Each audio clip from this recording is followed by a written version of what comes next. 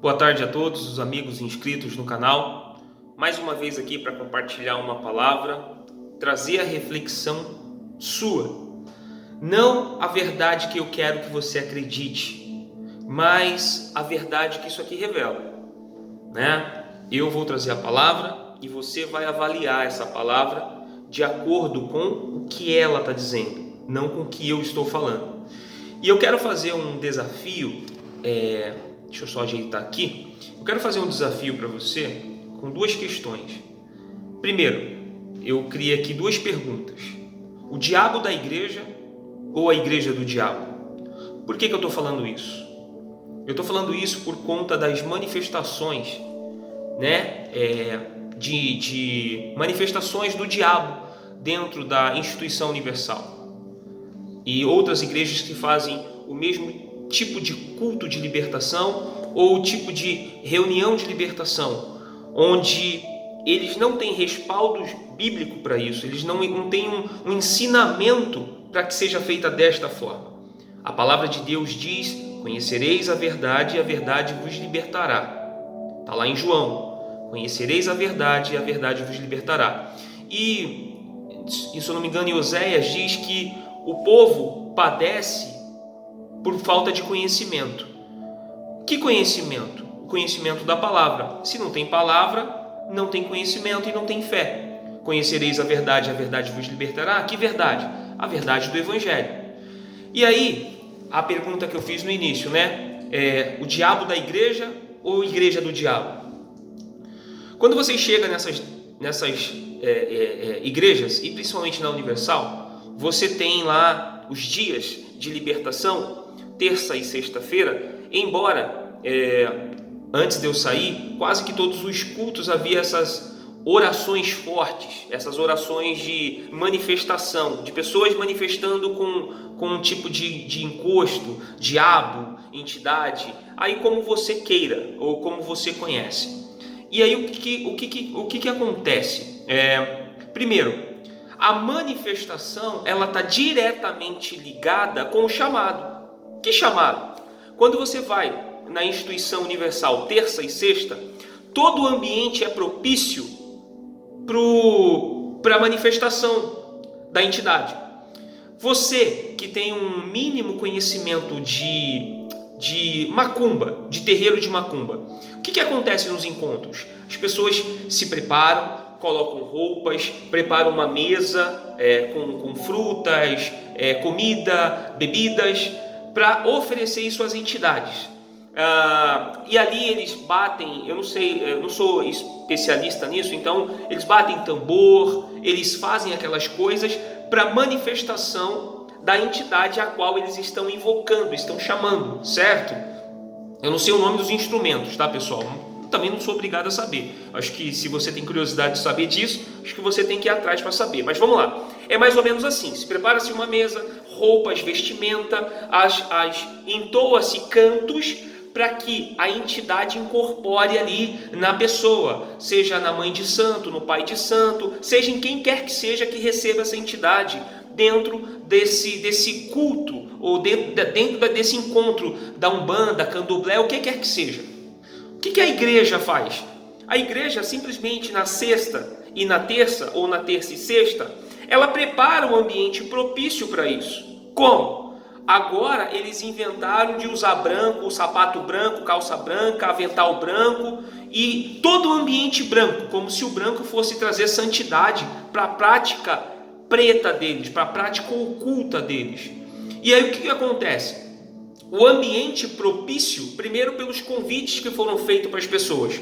Você que está passando por isso, por aquilo, os seus problemas, separação, falta de dinheiro, desemprego, falta de habitação, doença, vem para cá porque isso é o diabo. E aí a pessoa chega lá, eles têm a oportunidade de levarem a palavra de Deus, eles têm a oportunidade de levar a palavra de Deus e não fazem. O que eles fazem?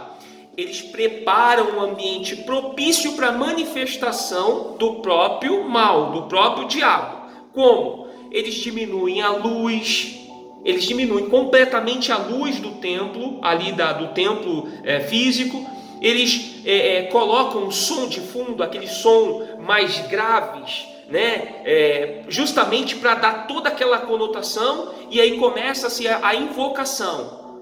Vamos lá, manifesta aí, manifesta isso, manifesta aquilo, você que está fazendo isso, você que está fazendo aquilo, você que está fazendo aquilo outro. E as pessoas são induzidas naquele processo que está sendo dito, e elas acabam se deixando levar. Claro, o diabo existe, a atuação dele é real? É. Mas a libertação não acontece desta forma. O processo que nós conhecemos disso aqui, ó, do que a palavra de Deus diz, não é isso. É conheça a palavra de Deus, conheçam a verdade da palavra de Deus, conheçam os evangelhos, se debruce nisso daqui para conhecer. Aí sim haverá o processo de libertação do conhecimento e da fé que vai crescendo no coração das pessoas.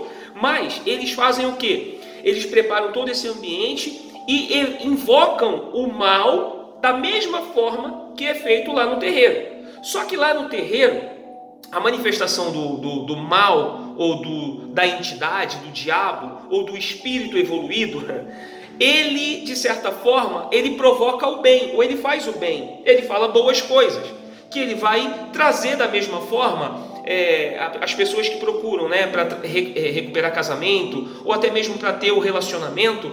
Ele vai falar que vai provocar e vai trazer de volta, que vai dar, que vai fazer uma série de coisas. Aí aqui na manifestação dentro da instituição religiosa, a igreja, ele vai dizer que ele destrói. Ora, a própria palavra de Deus diz que o ladrão vem senão para roubar, matar e destruir. Eu não preciso mais saber o que ele está fazendo, se a função dele é matar, roubar e destruir. Mas o que esses sanguessugas da fé fazem? O que esses mercenários da fé fazem? Dão palco para o diabo. Ele assusta as pessoas que estão chegando, porque dizem, olha, se isso aqui não sair da sua vida, ele vai fazer exatamente isso aqui que está fazendo na vida dessas pessoas. Então a pessoa ela é amarrada pelo medo. Ela fica presa pelo medo, condicionada pelo medo, porque se ela não ficar, se ela não fizer, aquilo ali vai acontecer na vida dela. Aí ela não quer aquilo pelo constrangimento da exposição da pessoa, porque assim, mesmo sendo um espírito, a exposição da pessoa, e a pessoa volta-se diante de todo mundo, e assim, eles conseguiram o que eles quiseram, provocar medo nas pessoas e não temor. As pessoas ficam com medo do diabo. E é isso que a Bíblia não nos mostra, não dá respaldo para eles para fazer o que eles fazem. Eles fazem o diabo pular, rodar, dançar, faz o diabo adivinhar números, faz o diabo contar, expor a vida da pessoa ali, o que está fazendo, e deixar a pessoa numa situação complicada, numa situação vexatória. Mas o que eles fazem? Eles, diabo, o que você está fazendo na vida dela? Eu estou fechando as portas de trabalho. Como se roubar, matar e destruir não tivesse linkado a isso. O que você está fazendo na vida dela? Estou colocando um câncer. Como se roubar, matar e destruir também não tivesse linkado nisso. O que você está fazendo? Estou tirando o marido, estou colocando amante, estou fazendo isso ou aquilo outro. Como se roubar, matar e destruir não tivesse isso. Eles têm a oportunidade de pregar a palavra de Deus e não fazem. Eles dão ênfase, eles dão ibope,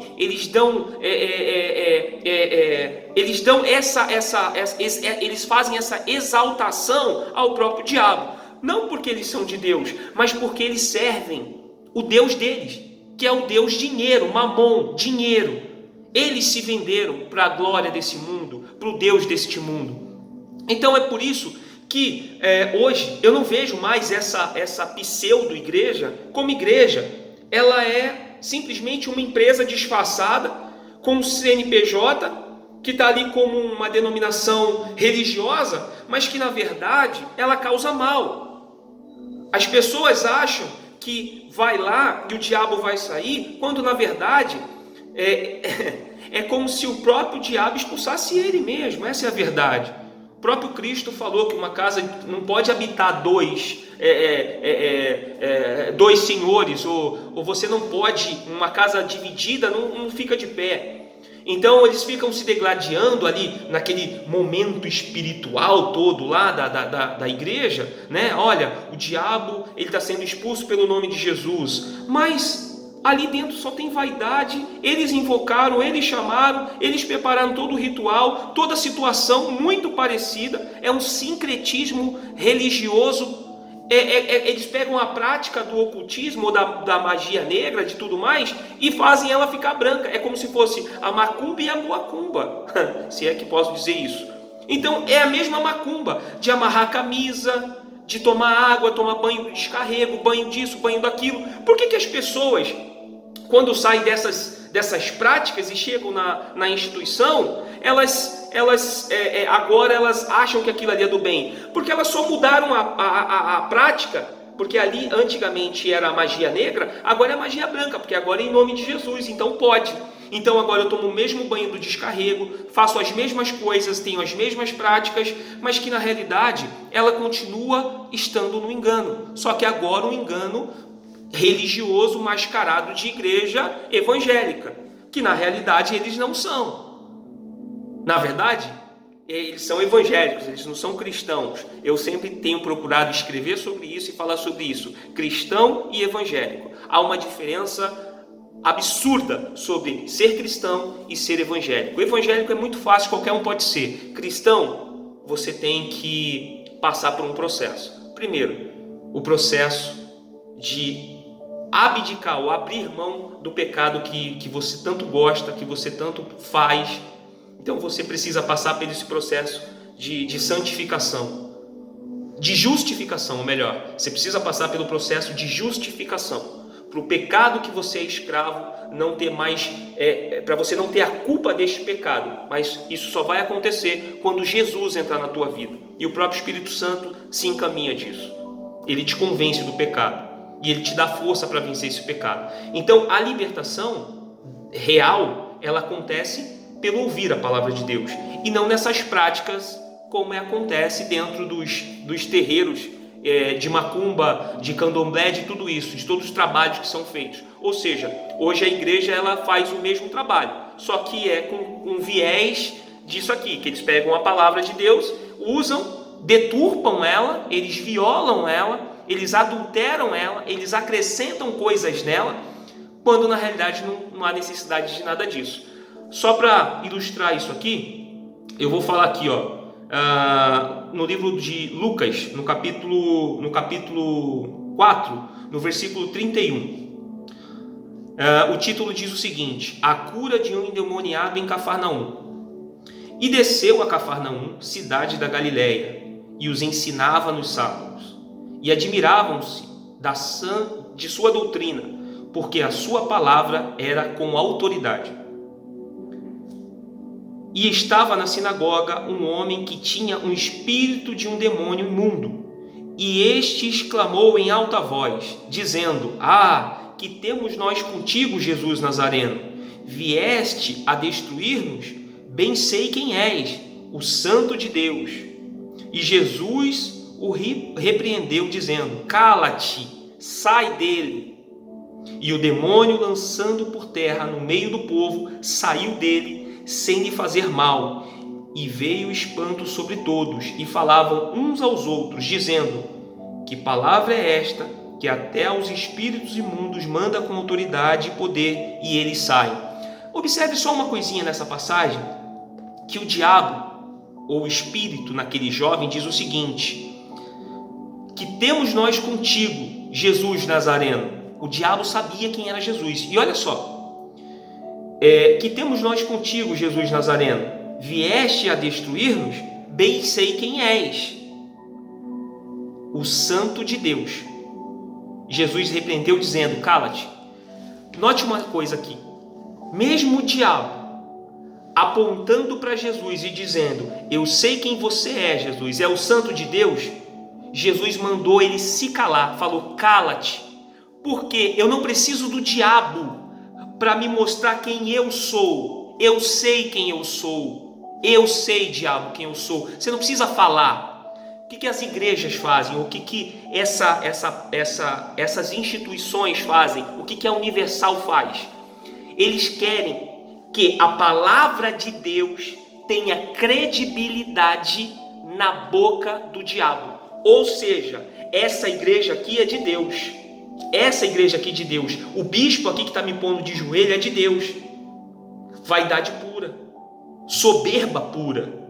E aí, o pior é que as pessoas lá embaixo ficam com medo e não querem mais aquilo na vida delas. E elas fazem o quê? Elas passam a ser refém de um sistema que escraviza ela pelo medo. Medo do quê? Medo do diabo.